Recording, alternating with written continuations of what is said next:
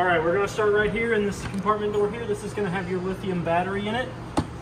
You've got a, I like to call that the dongle. At the top, you can hit that blue button. What that blue button will do is it'll shut off the monitoring control panel for the lithium battery. Basically turn it off and on. Your lithium battery will last you 3,500 plus life cycles. That's from empty to full, from full to empty, and then from empty to full again. That's a life cycle, a long time. Also in here, let me move this out of the way. This is your 7-way. Your fresh tank drain is right here. It's this little guy right here. That's what you're gonna pull to drain your fresh tank, and it's okay if it comes out once you pull it out, because all it is just 2 little rubber O-rings. And if it comes out, you just stick it right back in and you'll close your fresh tank right back up. You've also got your winterizing bypass hose right here for when you're ready to winterize and de-winterize the unit. This is what you're gonna unscrew, sink it down in your antifreeze, turn your valve that's right here to be parallel with this hose. And what this does is that instead of drawing water from your fresh tank, the water pump draws from this hose, so you can draw your antifreeze up and into your unit. Look at that, I got butterfingers today. It's got a nice cap on it. And what this black cord that I took out is this is also your 7-way. I like to store it in here because your 7-way connector port is right here. And what this does is this goes in, it doesn't really matter what end, they're both the same end, but this goes into here, lines up flush. There's a little lip that will connect and keep that in at the bottom.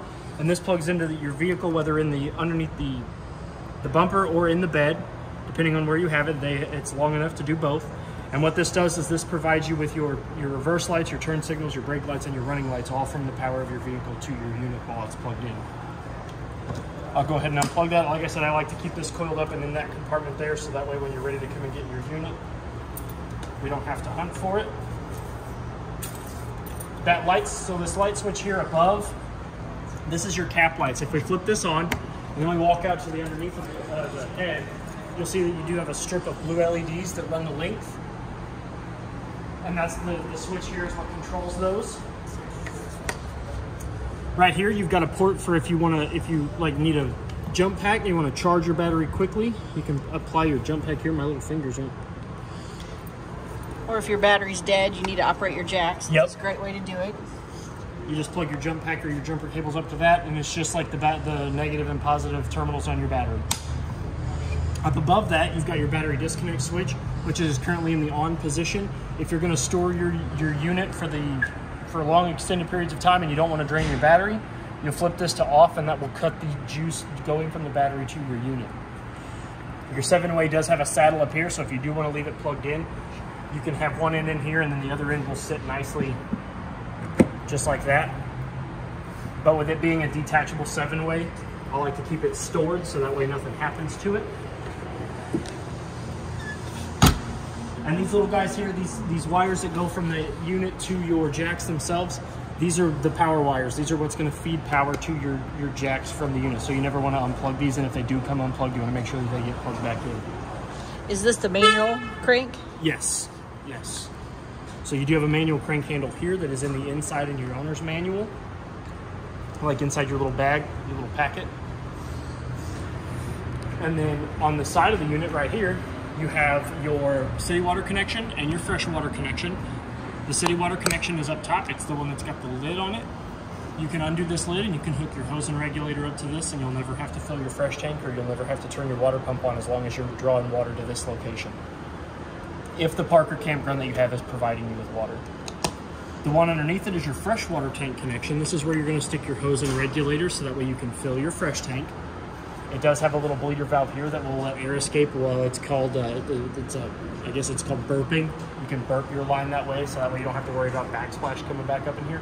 And if you really want to see, because you're really not supposed to leave this unattended when you're filling it up, a really good way that you can still kind of be close to this and monitor the level of your fresh tank is if you come underneath here back to this front panel. That right there with the 3 spray painted red dots, that's your fresh tank. You can actually watch that fill up, so you don't have to walk too far away to watch your fresh tank fill up. The compartment next to all these, this is where your single 30-pound propane tank's at. It's fed into the unit with an even flow regulator.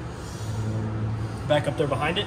You can undo this wing nut here, you can remove the tank, you can go have it filled, or you can replace it, and then you can just hook it back up, and this is just righty-tighty, lefty-loosey. And up here, it's open, and it is full, except for what I've been using to PDI the unit, which hasn't been a whole lot. So on this door here, this is your outside sprayer / outside shower door. What this is this is going to be this key right here, the gray one that's on your keys. These are your keys. So you do have a quick connect port here. The hose for that is on the other side, and I'll show you what that looks like when we get to the side compartments on the other side. But you have to plug it in, you'll push back on this ring, you'll expose this C ring right here.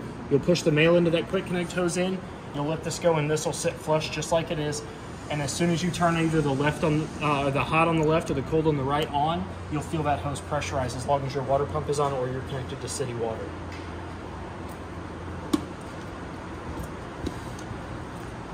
The next little outlet here, this is your 30 amp, 36 foot shore cord.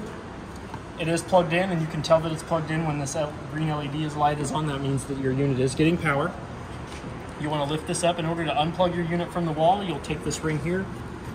You'll screw it counterclockwise. It'll rest up against this lip. You give it a quarter of a turn, and you can pull that out. In order to plug the unit in, you push it in, you give it a quarter of a turn, and then you tighten this down up until this black ring here meets these screws. What this ring does is this ring creates a watertight and dirt-tight seal that's going to keep all of the elements out of your shore cord connection, so that way you maintain a secure and decent connection and nothing shorts it out. When you're not using the shore cord and you're roughing it, you want to make sure that this lid is all the way secure against this base of the outlet, because then that's going to give you your secondary source of the watertight and element tight seal that's going to keep all the dirt and stuff out of that outlet. These doors here reveal a GFCI protected 110 outlet, so that way you can plug in your outside television, outside entertainment, whatever it is you're going to plug in out here. And then below that, you have your outside cable outlet that you will run a coaxial cord from your unit to whatever campground or park that you're staying at that's providing you with either cable or satellite. And then on the inside, we'll get to the button that allows you to draw that from the source. But this is your satellite and this is your cable. This panel right here, this is your furnace panel. So what it is cold air goes in the bottom, hot air comes out the top. This does get hot enough to curl the hair on your arm, so if you've got any loved ones, young, old, pets, whatever, that are going to be hanging out while you're running your furnace and your camper, I recommend them staying away from this because it does get pretty hot. Another good recommendation for this furnace panel is a mud dauber screen. There's something about the smell of propane that drives those little guys nuts, and they will go up there and they will build their homes up in there. It's a $20 part that you can buy here in the store, or it's $140 to make an appointment in an hour for us to dig those guys out. So it's a very good investment. Next panel over is your hot water heater. You do have a tankless hot water heater. It is on demand, so all you do is, which I'm going to do this right now so that way you know it is on. I'm going to go ahead and flip it from off to on, which is O for off, I to ignition. You can have this button on. It's not going to damage your unit. You can have that button on and not have to worry about your hot water heater rupturing or anything like that or causing any damage to it, because it's only going to light and turn on when you go to draw hot water from the unit. So you can leave this on. You do have a fuse here that you kind of want to make sure is super tight, so you give it a kind of clockwork little squeeze. You want to make sure that that's good and tight. And then you can also make sure that you've got water running through your hot water heater. If you give this little guy here a tug, water should come out of this little silicone nozzle right here. Oh, yep, you see it? That means that your hot water heater has water in it and it's ready to draw. But with it being a tankless, it's not going to really matter if there's water coming out of it or not, because as soon as you draw water up, your hot water heater is going to heat whatever water is coming up and out of the system. Down here, you have an ease of access door that's going to lead you into your sewer connection port, so that way you can get to your sewer connection while this thing is on your vehicle. Obviously, you can see that since there's no vehicle currently attached, you don't really need it. That connection port there, that's where you're going to stick your sewer hose to run from this unit to whatever proper dumping station you're using, and that's what's going to allow you to dump your tanks. So if we come around here to the back, again, you've got two more of these Happy Jacks, one on either side, and they are attached to the vehicle with their power cords here, so you always want to make sure that those are attached. You do have your awning arms here, and the lights for awning arm for all your awning arms are going to be these little guys here. There's one on this side, and there's one on the adjacent side over here. Close this door so you can see. They are right here, and they are a yellow LED light, and they are controlled by a switch on the inside. You do have a license plate bracket here that's attached to your tail lights. This side compartment here opens up, and it does magnet, so it doesn't worry about falling on your head, to reveal your gray tank and black tank valves along with your gray tank and black tank. So this gray handle here, this is going to be your gray tank. It's currently open and it is empty. So what you're going to do is you can leave it open and empty while you're driving, just to kind of drain the rest of it out, or you can close it. This is what closed position looks like. Up is what open position looks like. And if you pay attention, this line here runs. This is your gray tank right here, and this is your black tank, this bigger line. The valve is up above the seal, the seal there, but that's what the black tank valve looks like. And you can, when you draw it all the way up, then it's open and it will drain, and then that box right there, that's your black tank. So the order of operation when you go to drain your tanks is you want to pull your black tank first, and then when that starts to run a little low, you want to make sure you pull your gray tank, because what that's going to do is that's going to allow your gray tank to kind of help flush out this little bit of line here from all the bio waste, because the black tank is your toilet. The black tank is your toilet, and the gray tank is going to be your kitchen sink, bathroom sink, and shower.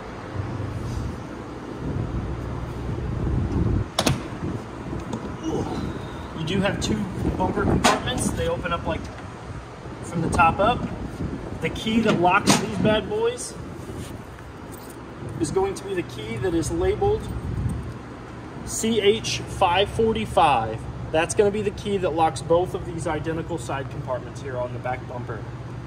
You do have a step for ease of access when it is on a vehicle. When you're in travel position, you can just lift this up here, and that will sit nicely on this grip tape surface. And what that grip tape does is it not only provides you with a much more sturdier way of getting in and out, but it also keeps this step from going anywhere once it's in travel position. It kind of grips it and locks it into place. Again, you do have another one of these side compartment storages on the bumper, along with your fourth and final happy jack, along with its power cord. You have another side compartment door on this side that if we open it up, it just kind of leads into like a waterproof storage. Like this is all that lining and metal, so you don't have to worry about, you can put your wet things in there. Just make sure you get them out so that way they dry properly. On the side of the slide, you have two side compartment doors that go up underneath the dinette booth seating, so you can actually access these two storage from either here or on the inside of the unit. And this is what they look like. This is the one that houses your spray hose, your outside sprayer. And like I said, what you'll do is you'll pull back on that black ring, you'll insert this male unit into that hole. There's a set of ball bearings that lock around this little end here, and as soon as you turn one of those, either the hot or the cold water on, and you've got your water pump or your city water connection, you'll feel this pressurized, and then it's got your standard garden sprayer at the end of it. You do have two Bluetooth speakers that are connected to the inside stereo, so you can listen to music on the inside of the unit or on the outside of the unit. This is your second side compartment door. Again, these open up to the inside of the unit, so you can kind of access your storage from either side, either inside or outside. And then you've got this little side compartment here, which it will let you into behind the refrigerator. What the key that opens that up is that CH-751, and if you ever don't remember, it is also here on the lock. So you just turn that, and that lets you get in behind your refrigerator, so you can get to the wires of your refrigerator. When you go to close this door, you do want to apply slight pressure here because of the screw that's right here on this locking mechanism. Just apply some slight pressure with your thumb and you'll be able to close that and lock that in no time. You do have an awning on this side too, as well as two of those LED strips. Now the thing about your awnings, I'm going to go over this right now. I'm going to go over it again when I show you the awning controls. The awning is the most expensive repair in your unit. So when you're not using it, bring it back in. If you're going to walk away from your camper and you've got your awning out, make sure that your awning goes back in, both of them. If it starts to get windy, yes, bring it in. Bring it in. Wind is not its friend. So now that we're done on the outside, we're going to go to the inside.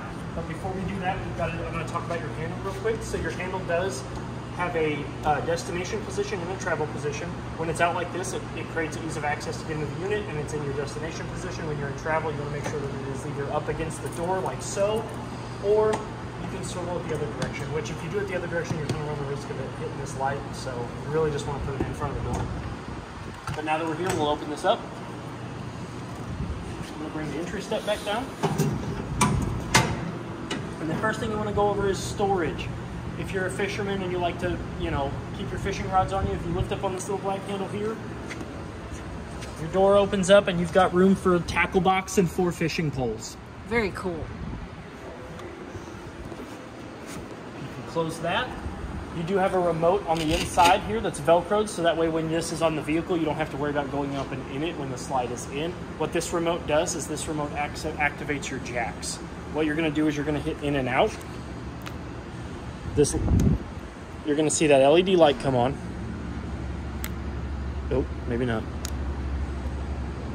Okay, this brings up a good chance it might be dead. So, is there a button you have to push to turn it on? Yeah, it's those 2 buttons. Oh, I didn't know if there was one on the inside. No, oh, no, there it goes. It's the 2 middle buttons. The 2 middle buttons turn that little LED green light on, and what that green light is it's indicating you that you're ready to use your jacks.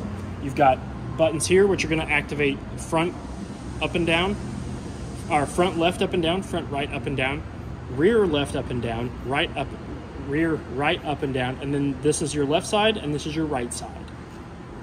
So you've got basically this half of the remote is this side of the jacks, and this half of the remote is this side of the jacks. This button here, this in and out, that's going to be for your slide. So what you're going to do to get that to work is this is where you're going to hit in and out. And then if we watch, oh.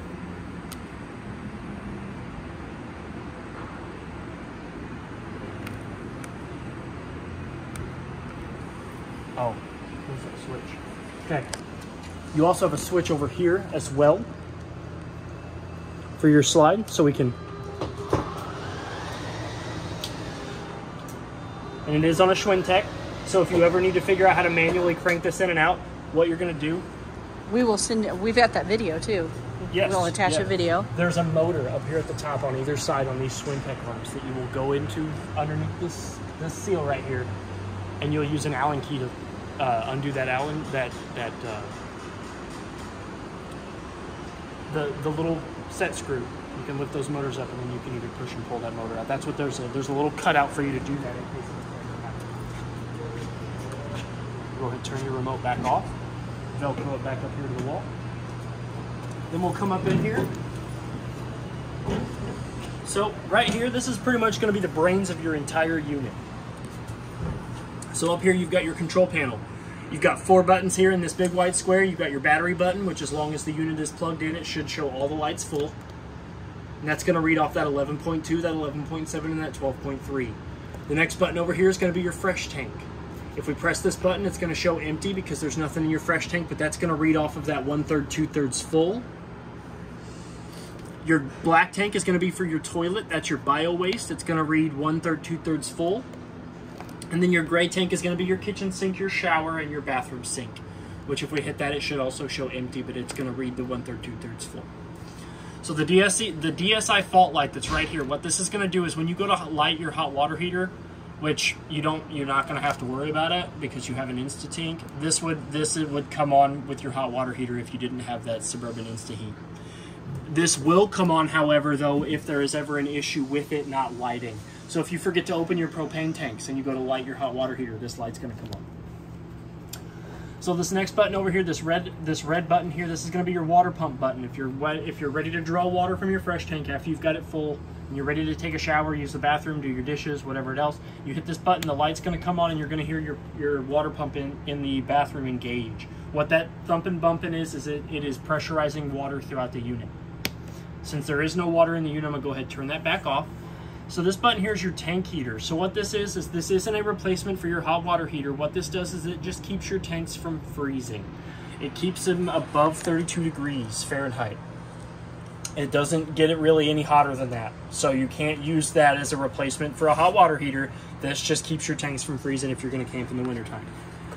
This button here is your living room lights button. As you can see, it's going to be those 2 lights there.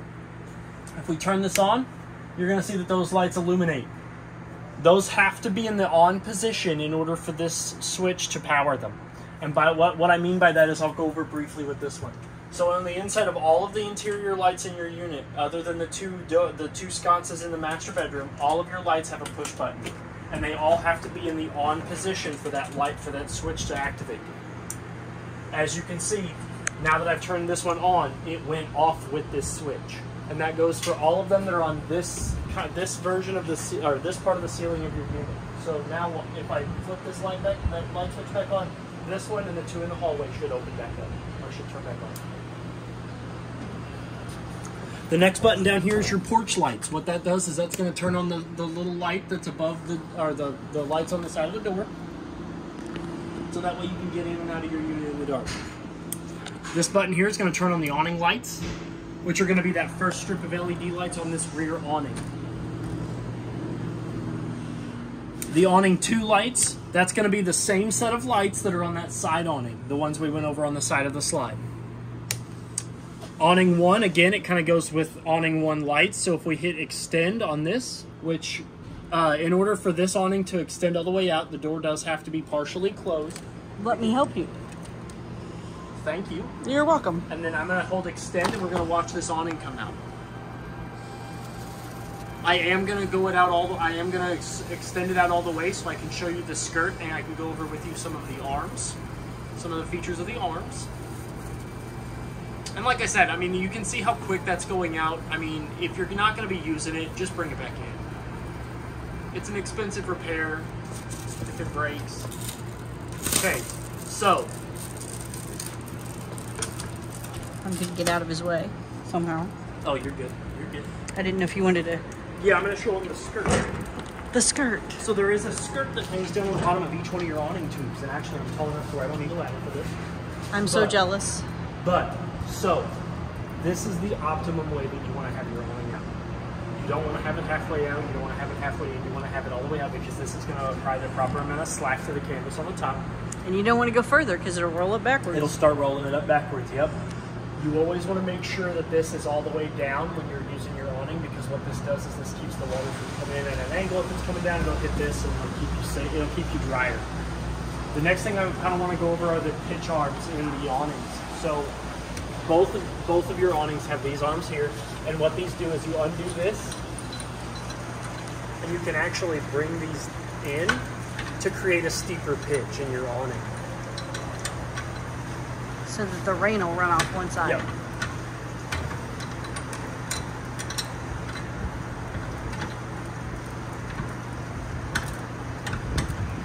Just not tough enough.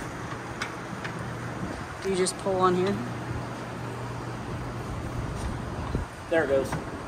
And then you can tighten this back up. And as you can see, now the awning is at a slight lean. And what that does is it allows the rain to come off one side or off the other. And then when you're ready to put the awning back up, you do want to make sure that these go back up.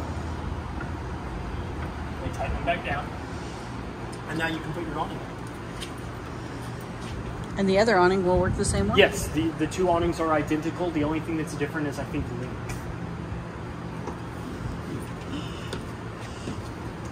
And to do that, you'll hit awning 1 or awning whatever number it is you're using, and then RET, which is retract.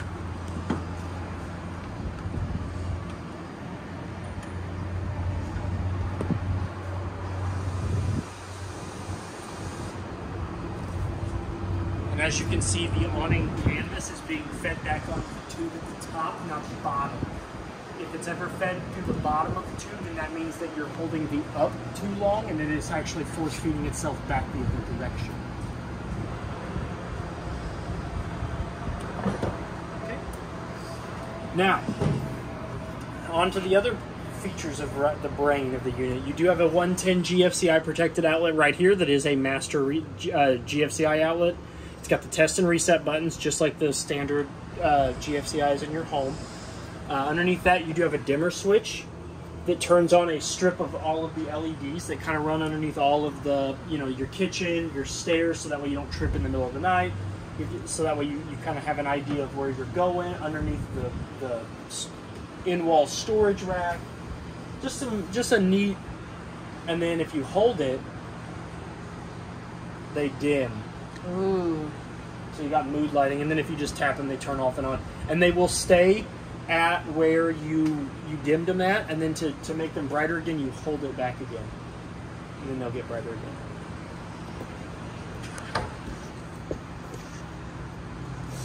Next is your solar panel control monitor. So what this is this is going to tell you the voltage that's coming from the solar panels on the roof to the battery. It's going to tell you the voltage that the battery is putting out to the converter. It's also going to tell you the temperature of the solar panels on the roof. Those are three very important things, because this solar panel will also charge your battery when you're not plugging it into the unit. It'll charge your battery. It's supposed to run your 7-way. It does all kinds of things. So you always want to make sure that this is on and that it is charging. It does have a USB port on the side of it, but that is for a data line only. That doesn't have any voltage coming out of it to charge any sort of electronics. That is for data transfer only. The next panel here, this is your hot water heater panel. So remember how I said that we turned it on out there? When you turn that switch on out there from O to I, this little red light on the power button comes on. If I press that red button, it's going to kick on. It'll backlight. It's going to tell you it's going to show you what you have the water temperature set to, which right now I have it set to the max at 124. So it's going to heat that water up to 124 degrees. You can switch it from Fahrenheit to Celsius if you want, if you're a Celsius person, by hitting that button, which 124 degrees is 51 degrees Celsius. And then these two buttons here, the up and downs, dictate the set temperature of the water. So there are three important images that are going to appear here at the bottom when you're wanting to draw hot water. So you have a shower head, which is going to be showing you that it is drawing water, either from the city connection or the fresh tank. You have a flame icon, which is going to show you that the water is heating. And then you have a fan icon, which is showing you that the water the water throughout the pipes is being heated. So the flame kind of means that the light is burning, it's drawing propane. So the light means the flame symbol means propane is good. The fan means that it is transferring hot water, and the water means that it is drawing water effectively. So as long as you have all three of those icons there, you should be getting hot water at the desired temperature. Next, you do have some watertight storage. I like to say this is for like shoes or mittens or something like that. You come in and you don't want to get yucky all over the place. This is where you put the wet stuff. It is deep enough for a nice little pair of shoes, flip-flops, something like that. Up above the door here, I'll let you come on in here. Thank you, sir. Up above the door is where your television is at. The remotes for it, along with the remotes for your stereo and everything else, are in this drawer right here. So you have your television remote, and then you have so if I was you, what I would do is I would label one of these TV1 and TV2, because you have two of these identical remotes. I have separated them because they were getting confused with each other. They weren't getting along? No, they weren't getting along. I separated them. So this is for your television up here, and then the one for the bedroom is in the bedroom. So if we pull this TV off the wall, you can see that it is a 12-volt television. It runs up underneath there. But the reason why I pulled it off the wall is because I wanted to show you the lock. So it's got a little C-clip right here and a little divot right here. In order for you to be in travel position, you want to make sure that this clips in onto this little knob. And you can do that. It doesn't take a whole lot of force, but it does. I mean, it is on there now. So, and then you can, I mean, it comes off and on pretty easily. Yep. You do want to make sure that your coaxial cords and all that stuff don't get in the way.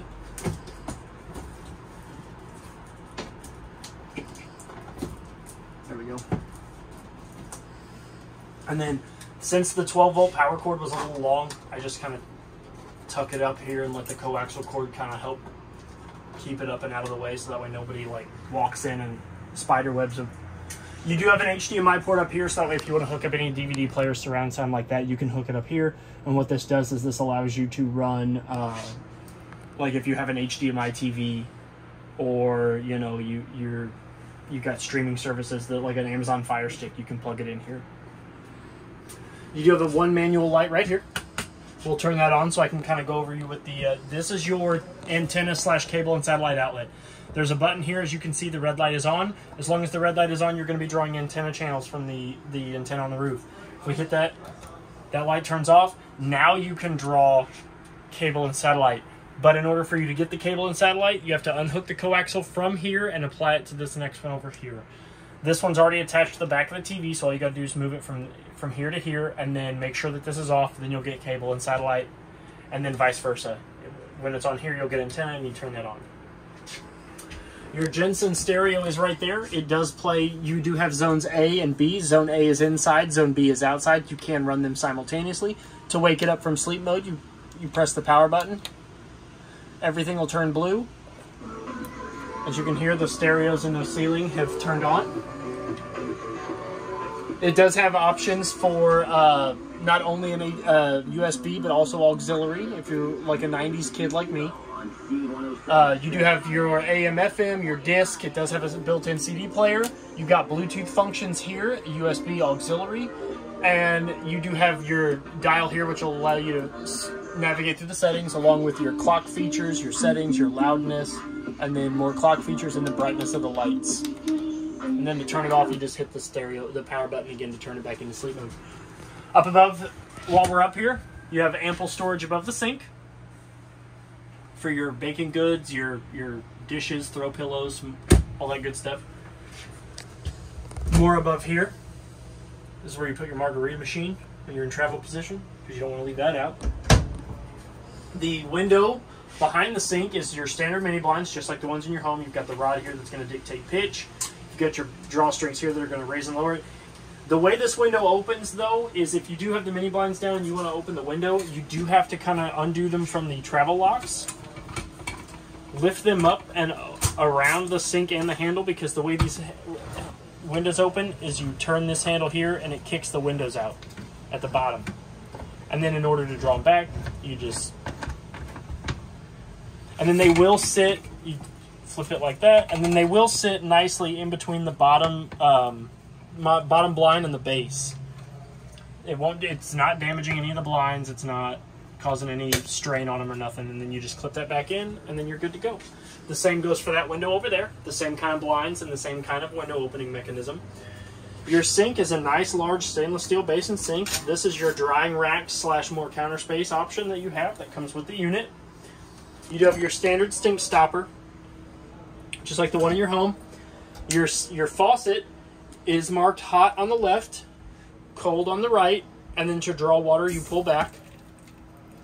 Your sink can come off of its little neck here. This can independently swing out of the way, and then this goes from being a faucet to a sprayer. I don't have any water, but you hit this button here, and when there is water flowing, these will stay.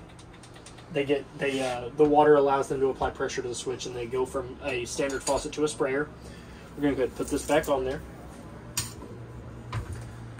Below, you've got your little knick-knack drawer. That's what I like to call it. Little knick-knack drawer. I don't know what it's for. Those little scrubby things, or like your dish sponge or anything like that. You've got a drawer underneath here that's pretty deep, but not like deep as in like into the wall. So like hand towels. Your circuit breaker / fuse panels right here. Everything's labeled. The one that you're most commonly going to be using is your 15 amp circuit, which is going to be for your GFCI. It should be either the second or third one over, or I guess up. Should be that one down, right there. all around. Oh yeah, it's number 2. So 1, 2. It's that first 15 amp circuit right there. This is your furnace. This is where a majority of your heat is going to come out of. You do have another drawer up here. Like I said, this is the one that's got your remotes, all the stuff inside the bag. You do have a bathroom toilet paper, or what I like to call the ticket holder, that you can independently mount wherever you want. I don't do that because that preference. I'm very picky about where my toilet paper's at. So you do have your Magic Chef, I almost called it a refrigerator. Magic Chef microwave. It's your standard glass spin top microwave, just like the one in your home. I left 14 seconds on it, just like the microwave in your home. Your Greystone light and fan for your stove. First button, O off, I for ignition. It's the easiest way to remember that is your light. Then you got your fan. Your stove, you've got 3 knobs here for each one of your burners. So you've got left, middle, right. What you're going to do is you're going to click those over to light, and you're going to take this silver knob on the left, and you're going to click that. That's going to turn your burners on. Then you can let go, after about 2 to 3 seconds, and your burner will stay on. If you let go as soon as that thing lights, you run the risk of it turning off. Turn it off, you just make sure that the little divot is all the way to off. And your oven, when you go to light that, you want to open the drawer. First thing you want to do is you want to hold this knob in and turn it to pilot light on. You want to hold that, and I really recommend that you go and get a long stick lighter, because this knob here does not light your pilot light. You do have to light it with a lighter, like a long kitchen lighter or a match or whatever preference is. Yeah, whatever it is, it needs to be long and safe. And you never want to leave your pilot light turned on while this is shut, because you're just building up gas in there. So if you go in there with your lighter ready and you've had this closed while you're waiting for that pilot light to turn on, and you go to turn that on, you're probably going to lose your eyebrows. Storage up here on the wall for your spice rack, stuff like that. Up above us, this is your air conditioner / secondary heating source. It does have options here. As you can see, it's got a blue gradient for air conditioner. Right now it's off. You turn this knob here, you'll see the little divot. That's your indicator to let you know what mode you're selection in. Blue is air conditioner, black is just fan, and then you also have a blue and red gradient over here for cool and heat. So this does have heat strips in it, so it will heat up. You also have a valve button here, or a valve knob here, that will close and open these 2 runner valves here. And then you have 4 vents on either side of the unit, which I don't know why you would want AC going straight to the wall. But it's there. But it's there, and then you have one on this side as well. Now, your air conditioner.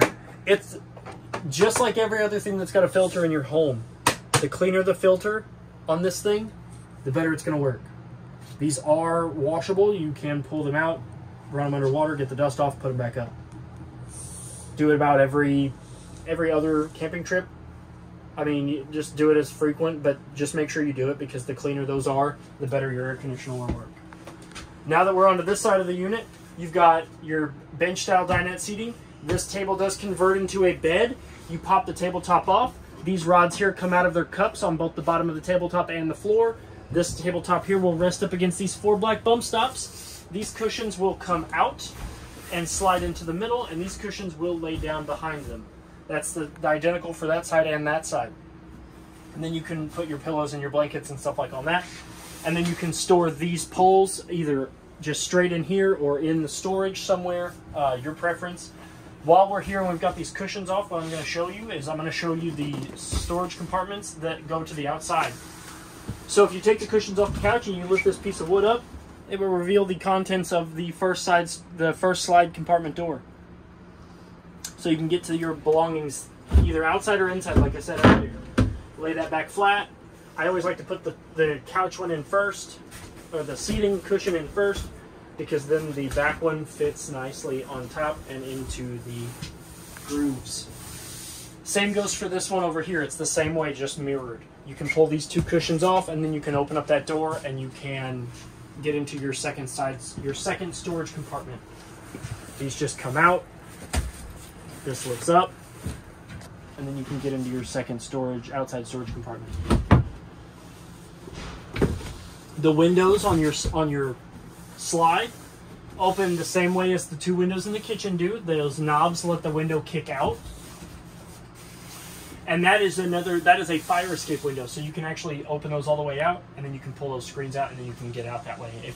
Recommend going feet first.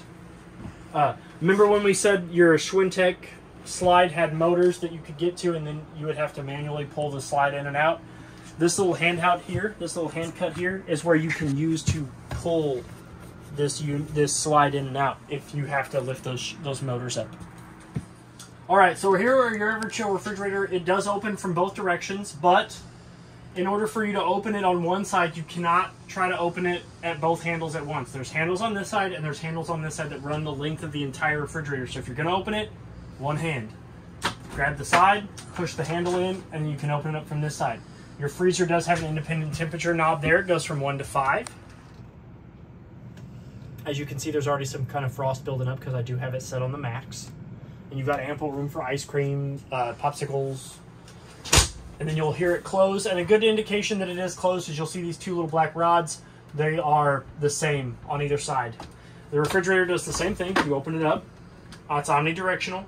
the handles are on the length of the whole refrigerator. You've got ample room in there for your sodies, your meat, your beer, your candies, I guess. And then neat part is if you're coming out of the bedroom and you want something to drink late at night, you can open it up from this side. Woo! Fancy. But again, never try to open both handles at once because then you'll be left with You'll be holding the door. And then this one does the same thing. Very cool. Okay. Now that we're done with this slide, we're gonna come across the hall to your furnace thermostat. So you have your temperature controls and your air conditioner on themselves. This is strictly for your furnace. So when it's all the way to the left, it is off. You'll unhook it. You'll hear it click. Then you can adjust your temperature based on the gradient. And this will tell you that's your temperature indicator. That's going to tell you what temperature it's currently sitting at, just like the standard like early 90s, mid 90s thermostats in people's homes. I still have one of those. So we're going to come into your bathroom next. So your bathroom has the same kind of manual lights that the unit did. So, but in order for them to be on that light switch there, they need to be in the on position. So if you come in here and it's like this and the light switch is on, just come up here, hit this button. Don't panic. Just make sure that those lights are in the on position manually before you try to use the switch. Up above here, you do have a safety back glass mirror that opens up into a medicine cabinet with your stopper for your sink, which is just a rubber ringed stopper that fits into your sink. You've got hot on the left and cold on the right. And to draw water, you just bring the dog ears in. Your shower has a push button stop up here that will shut the water flow off at the shower head so you can conserve water. You've got two knobs, hot on the left, cold on the right, and to draw water, you bring them up. You do have a threaded stopper in the shower, so if you want to, if you need a little bit of water, this does thread. So or a really tiny bath? Yeah, a really tiny bath. You've got two shelves here, so you can store your soaps and whatnot, and you do have a skylight above that, so you can shower in the beauty of nature if you really wanted to. Your shower curtain here, tied it in a knot so I can get it up out of my way while I was in here. Now, you can attach this to the wall here, but again, these are preferences. I don't want to do that. You know, it's your unit. But the two cinches here, they do Velcro. They come off. And you do have privacy in your shower. Now, when you are using your shower, you really want to make sure that you do have one of these all the way over here, because you do have a GFCI protected 110 outlet over here on the side of the sink. So if you're taking a shower, you really want to make sure that you have one of these curtains in front of that, so that way you're not shocking yourself or shorting out your GFCI unit. Yeah, tripping the GFCI. You have ample closet space for towels, soaps, hair care products, whatever it is you're going to be putting in here. Extra throw pillows. Extra throw pillows. A large deep drawer for the stuff that you don't want nobody to see. And then behind this panel here, this is where your water pump is at. So you undo these four number 2 square-headed screws. You can get to your water pump for winterizing and dewinterizing of the unit. Your toilet is a 2-portion valve toilet. If you put your foot halfway on it, it'll fill with water. Again, there's no water in the unit. But then, if risky business gets too bad, you fill the bowl with water, you floor it, and your risky business goes into the black tank. Where it belongs. Where it belongs. Then up above the toilet, you've got your risky business fan. It is locked right now, so to unlock it, you pull down on the black handle and you can open it up. You go counterclockwise to open the vent, clockwise to close it back up, and then you also have your motor controls right here. So you've got fan 1, fan 2, fan 3, and fan 4. They all go from a low speed all the way up to a high speed, and you can turn it off here. You never really want to use the vent fan without the vent itself being up, or else you run the risk of burning your motor up. And then you can lock the vent back up by pushing that little button knob up into the ceiling.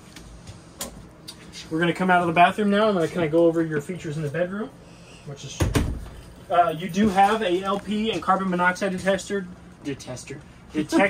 down here on the ground. Technically it is. It detests carbon monoxide and propane. You really want it to be that single green light down there. That means that it is not picking up any loose propane or any loose carbon monoxide.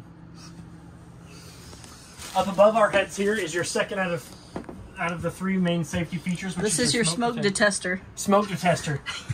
It's just like the smoke detector in your home. You held this button, you can test it. The battery is in there, and I just pulled the little plastic thing so that way the battery is still good.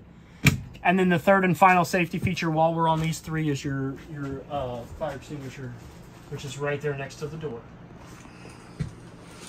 So, up here in the master bedroom, you know, That's a nice mattress. It is a nice, super nice mattress. You have a large storage compartment in here with a nice closet. So you've got your hanging rod.